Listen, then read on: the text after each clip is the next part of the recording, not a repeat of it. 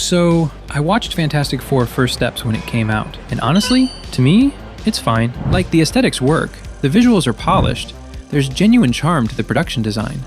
But sitting there in the theater, I had this sinking realization. I was never going to watch this movie again. It was just underwhelming. It looked nice, sure, but it gave me absolutely nothing to actually feel. So I rewatched it to understand why. The problem becomes obvious when you compare the film to the gold standard of the genre. You know, people have joked for 20 years that The Incredibles is the best Fantastic Four movie ever made. And watching First Steps, you realize that isn't just a meme, it's a diagnosis. Because Pixar understood the one thing this movie forgot. The super part doesn't matter if the family part is boring. So how did First Steps fail to set that family dynamic up? Well, we have to look at the mechanics of the opening scene. An opening scene has one job: introduce the story, the characters, and the conflicts. And in this movie, it starts with Sue finding out she's pregnant. When she tells Reed, he gets nervous. That's where I thought the movie was signaling it's going to explore this, Reed's fear of becoming a dad, which clearly shows on his face. Sue consoles him. It's gonna be all right. We can do this. Okay? Then there's this TV montage of their origin story, the team facing monsters and saving people from different threats. After that, there's a dining scene where they reveal that Sue is pregnant. We see Ben cooking and Johnny being Johnny. These three moments are our character introductions. But the way they execute this creates a massive structural problem. Every time I try to understand why this movie feels empty, I keep coming back to one thing: conflict. Or more specifically, the lack of it. Because there are basically three types of conflicts in storytelling.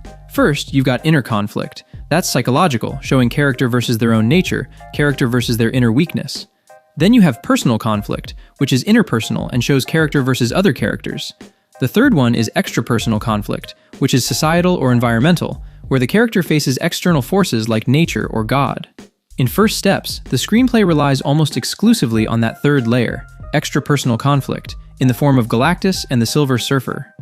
A film depending on just one conflict can work, but if the conflict is purely extrapersonal, it makes the middle section boring. I mean, at this point, we have so many basic superhero stories with this structure that didn't create emotions. The story stays surface level without substantial character development, which leads to audiences failing to connect with the material. Here's what makes it problematic. Inner conflict is typically established during character introductions. For a group ensemble, this is actually easier to accomplish. Just look at the first Avengers film. You have Tony Stark, the ego-driven futurist, clashing with Steve Rogers, the selfless soldier. Take that off. What are you? Genius, billionaire, playboy, philanthropist. I've seen the footage. The only thing you really fight for is yourself. They spent half the movie arguing, questioning each other's morals on the helicarrier, so when they finally circled up in New York, that unity was actually earned. The MCU doubled down on this later. The entire tragedy of Infinity War hinges on the fact that the team was broken, because they fractured the family during Civil War, with Tony and Steve refusing to speak to one another. Earth had no united defense when Thanos arrived. The interpersonal conflict literally dictated the plot's outcome, proving that internal friction is just as important as the external villain. But honestly, you don't even need a massive superhero team-up to see this work. You just have to look at Pixar. Let's look at the dinner table scene in The Incredibles. It's chaotic. Dash is teasing, Violet is screaming, Helen is stressed, and Bob is mentally checked out. That scene works because their powers are metaphors for their personalities. Violet wants to be invisible, Dash is hyperactive, the mom is being pulled in 10 directions. In First Steps, the dinner scene is just polite. Ben cooks, they eat, they smile. It's a sanitized version of a family where nobody yells and nobody holds a grudge. And without that dysfunction, the family bond just feels plastic. Here's what keeps bugging me about this. When we watch people who fundamentally disagree finally come together after shared struggle, it creates satisfying catharsis. Now look at this film. When we're introduced to these characters, we can't identify any conflict. Everyone's happy. They just function like family without any problems. Every single scene should have micro-conflict. If characters agree on everything in a scene, the scene is boring. The team supports each other unconditionally. Johnny is excited to be an uncle. Ben is a loving figure. Sue is the perfect diplomat. The absence of petty squabbles, ideological clashes, or power struggles means the scenes lack the turn, the shift from a positive to a negative value charge that propels the story forward. Despite the rapid plot progression, the rhythm of individual scenes is flat because the characters are static. When characters agree, dialogue lacks the percussive action/reaction beat that creates energy. A scene of Reed and Sue discussing the baby may advance the plot, but without conflict, it feels slow to the audience regardless of the scene's length. Now look at the opposite. In Avengers' first movie, when they meet and talk with each other, the conversation feels smooth and interesting to watch. It's not like the Fantastic Four were always portrayed this way. Even in the comics, there are countless instances of disagreements and genuine friction between team members. Although I liked that they skipped the origin story, the way they presented everything in that montage didn't work. Here's the thing that keeps nagging at me. Story chemistry works when characters need something from each other. One person should have a gap, and another person should be the one who fills it. When everyone already understands each other, supports each other, and communicates perfectly, there stays nothing to push the story forward. There is no deficit. The glue holding them together is merely their history, which the audience is told about in the opening montage, but never shown being forged in fire. That's not even the only problem. That short montage is the only time we see the team functioning as a team fighting anything before the final battle. The opening sequence uses this stylized TV montage to recap the team's origin and status.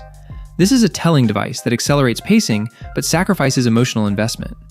The audience is told the team is legendary, but they haven't experienced the legend being built, leading to detachment from the stakes. That montage creates another problem. Because it's shown from a TV perspective, they only show the team winning easy fights without any problems or conflicts. Instead, it would have been far easier to make them fight one actual threat. Make them work together, showcase all their powers, but introduce some smaller issue, something that establishes a conflict they'll need to address during the film. There's another structural issue here, the lack of polarization. A well-designed cast is polarized. Characters should react differently to the same stimulus to create a reaction spectrum. In this film, all the characters feel remarkably similar. They made all 4 members scientists or scientifically competent. By elevating Johnny and Ben to scientific peers, the script removes the class and intellect barrier that traditionally fuels their friction with Reed. To be careful until we're normal again. What if I don't want to be normal? I didn't turn into a monster. And this creates a specific problem for the Thing. By making Ben a scientific peer, you also lose the team's audience avatar. Historically, Ben represents the working man, the guy who sees through Reed's technobabble and asks, okay, but how do I punch it? When you remove that distinct perspective, the team becomes an echo chamber. There's no one to call Reed out on his detachment because they all speak the same academic language. We lose the jock versus nerd dynamic that makes their friendship so charmingly weird. If everyone speaks the same language, the opportunity for misunderstanding and debate, the lifeblood of dialogue, gets drastically reduced. Maybe the film could have used Johnny's arrogance or Ben's anger as obstacles they work through in the middle section, ultimately overcoming those problems by the end. But showing them perfect from the start does the opposite for viewers. I know they created some emotional connection with the pregnancy storyline, but there was no negative charge to anything they introduced, no real obstacle to overcome. There were so many opportunities to introduce personal conflict, between Reed and Sue for instance, but every time conflict starts to emerge, it gets resolved in the next scene. Reed and Sue are just too perfect. Their conflict is minimal and resolved through mature conversation. While healthy communication is a life goal, it's a drama killer. If Sue explains her feelings and Reed immediately validates and corrects his behavior, the gap closes instantly. There's no lingering tension, no subtextual resentment, and therefore no powerful release when they reconcile. They start as a loving couple and end as a loving couple. The value charge does not shift. There was even a moment where the script could have created subtle conflict between Reed and Johnny, but that was resolved within minutes. Could you reset the breaker? Other way. I'm going to get into the specific characters in a second, but if you're vibing with the analysis so far, please drop a like and subscribe. It really supports the channel. Alright, let's look at Ben Grimm. While these personal conflicts are missing, the film could have used interpersonal conflict to make the story more compelling. The first person I want to discuss is Ben, because he has always been the heart of this team in the comics. The character of Ben Grimm, the Thing, has historically served as the emotional anchor of the Fantastic Four precisely because of his profound inner conflict. In the source material, Grimm is trapped in a monstrous, rocky form, leading to intense dysphoria, isolation, and resentment toward Reed Richards, whom he blames for his condition. This creates either a negative arc or a struggle for a positive arc, where he must overcome his internal flaw to accept himself. Private stakes, the risk to the character's soul or self-worth, are essential for deep engagement. By removing the tragedy of his transformation, the script renders Ben a flat character. He has no ghost, no past trauma acting as a current obstacle to his happiness. In the movie, there aren't even enough scenes of Ben outside the team dynamic. There are 2 scenes total. The first one is where he lifts a car for some kids, and then a teacher meets him where they talk and he feels some connection with her. Ben's subplot involves a romance with a teacher named Rachel Rosman, played by Natasha Lyonne. There's another scene where he meets her just before the final fight and they talk briefly. Come to see you. After that, even after the end of the battle, the movie just forgets about this subplot entirely. While this adds some color, it was generic and lacked a proper arc because there was no internal barrier for Ben to overcome.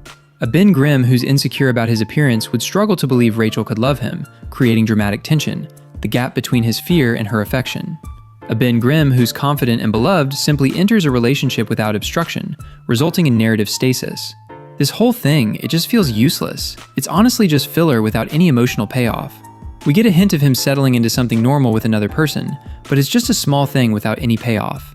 Seeing the heart of the team essentially gone in this version feels deeply unsatisfying. Also, the dynamic between Ben and Reed is traditionally fueled by the tension of guilt versus resentment in the comics. Reed carries the guilt of turning his best friend into a monster. Ben carries the resentment of his lost humanity. In this version, that tension is completely absent. Ben is described as a gentle giant and a beloved celebrity whose clobberin' time catchphrase is a crowd pleaser rather than a battle cry born from frustration. Now let's talk about the second part of this relationship, which is Reed himself. At the start of the movie, we get a glimpse that Reed is nervous about becoming a dad. We feel like this is going to be the inner conflict, facing the hurdle of becoming a father that Reed will deal with throughout this movie. There are even some scenes that showcase this. He possesses the power cosmic. No, I tested the child. He hides his nature. You will not have our planet, and you will never have our son. Another where he says to the child, Most fathers want their sons to look exactly like them, but I don't want you to be like me. There's something wrong with me, always has been. Although these scenes feel genuinely impactful, they don't lead anywhere. Yes, he accepts the responsibility of being a father, but it doesn't lead to any catharsis. Also, the child would have been an excellent vehicle to explore a central theme. Is one child's life more important than the whole world? But we never go deep into this. The script treats the theme as a topic to be discussed, rather than a moral argument to be tested by fire. There were so many things they could have done with Reed. In the comics, Reed Richards, Mr. Fantastic, is the protagonist whose intellect is both his superpower and his fatal flaw. Traditionally, his hubris and emotional detachment, his prioritization of the work over the family, create the central tension of the group. In this film, Reed is portrayed as a happy family man who happens to be a scientist. Compare this to Bob Parr in The Incredibles. Bob loves his family, but he lies to them. He sneaks out at night to relive his glory days because he's unsatisfied with normal life. That is a flaw. That creates tension. Reed in this movie creates zero tension. He doesn't hide anything from Sue. He doesn't prioritize the lab over the nursery. He is already the perfect dad from minute one.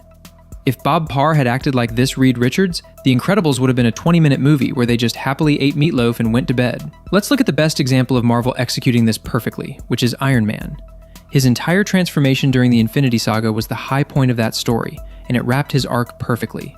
We can see how Tony Stark was in the first movie, and how profoundly he changed by Endgame, where he sacrifices himself. That's a complete character arc. The script attempts to introduce a shadow of Reed's traditional flaw through a dialogue exchange with Sue Storm. It is my job to think terrible things so that terrible things don't happen. There's one scene where Sue confronts Reed about his analytical nature. I invite the worst possible thing into my head to figure out how to hurt them before they hurt anybody else. Sue retorts, "That's not your job, Reed. That's just you." Sometimes you being you hurts me. While the dialogue suggests depth, the resolution is immediate and sanitized. Reed responds, Well, I don't mean to. Listen, I am going to solve this. I'm going to make it right. and corrects his behavior immediately. That exchange felt realistic but dramatically inert because it did not lead to a crisis or divergence in action. It was a conversation, not a conflict. Reed is also heavily autism-coded in the film. This shifts his behavior from a moral flaw to a neurodivergent trait. A moral flaw can be judged and redeemed through an arc. A trait is simply accepted. This removes the necessity for Reed to undergo a painful transformation or death of the ego to save his family, as he's already sympathetic as presented. Now let's look at what was happening with Johnny, because his arc presents similar problems. The script attempts to build a connection between Johnny Storm, the Human Torch, and the Silver Surfer, played by Julia Garner. Johnny's entire arc in this movie, a womanizer becomes fascinated by the alien Herald and learns her language to communicate. This is intended to show Johnny chasing after a female in a meaningful way for the first time. That dynamic was undercooked. While the groundwork is laid, it lacks the friction required for true chemistry. Chemistry requires obstacles. Shala Bal is an enemy, but the film resolves their animosity too quickly through a recognition beat where Johnny plays audio of dying planets, causing her to switch sides immediately. A stronger script would have used the Romeo and Juliet effect, the us against the world dynamic.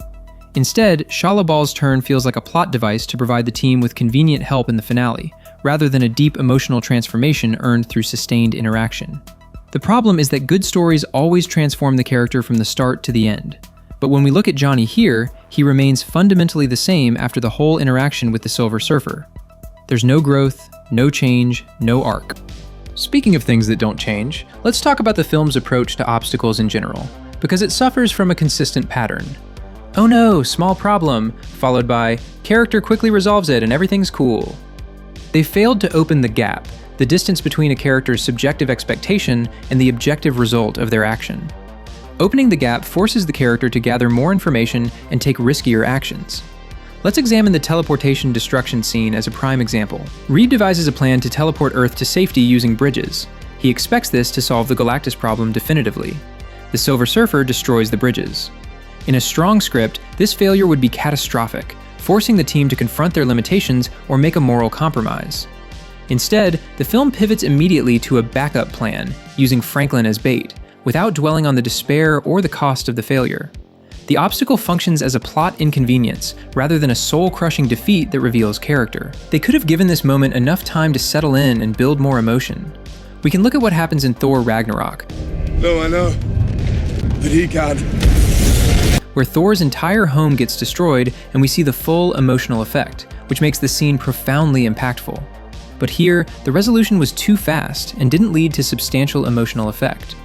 Immediately after that, when they formulate their new plan, they face the problem of convincing Mole Man to help them.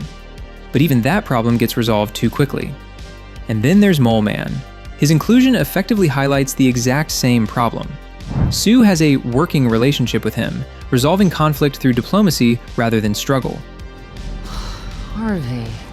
I'm sorry, Sue. End of days. We all gotta learn how to laugh. So what do you need? While this establishes Sue's competence, it removes all tension from the encounter. If the villain is easy to deal with, the gap between the hero's capacity and the antagonist's threat remains closed. Also, there weren't enough scenes of Mole Man earlier in the film, or any foreshadowing establishing his character as difficult or dangerous to convince.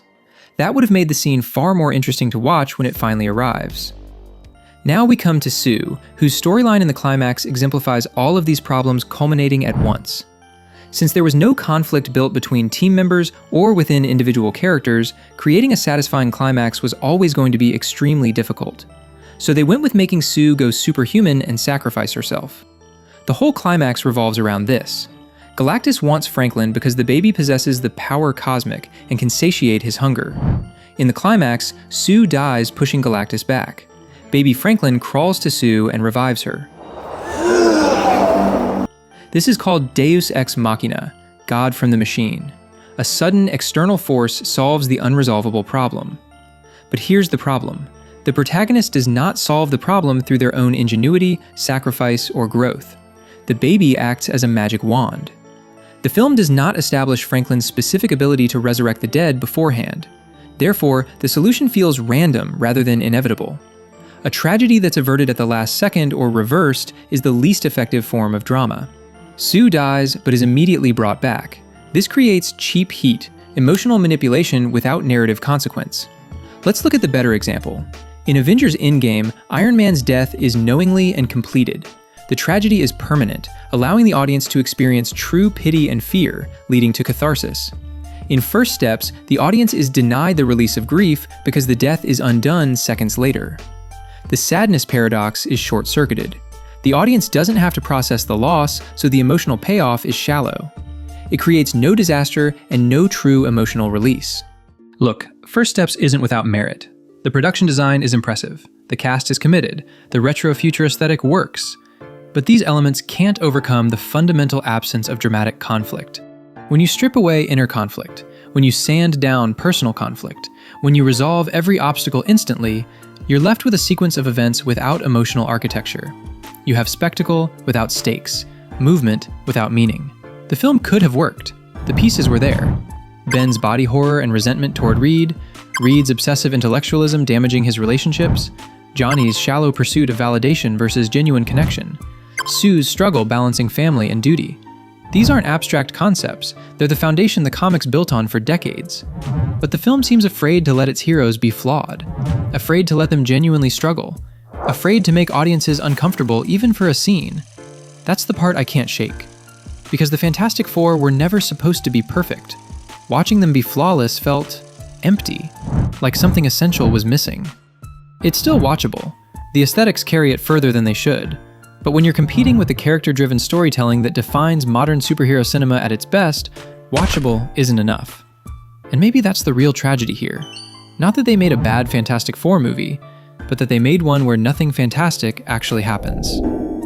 If you felt this movie was missing the emotional depth of the older Marvel films, check out my deep dive on the MCU's recent shift right here. Or, if you want to see a movie that actually did reinvent a stale genre perfectly, watch my breakdown on how Knives Out changed detective movies forever. Click one of those, and I'll see you in the next one. Thanks for watching. Take care of yourself.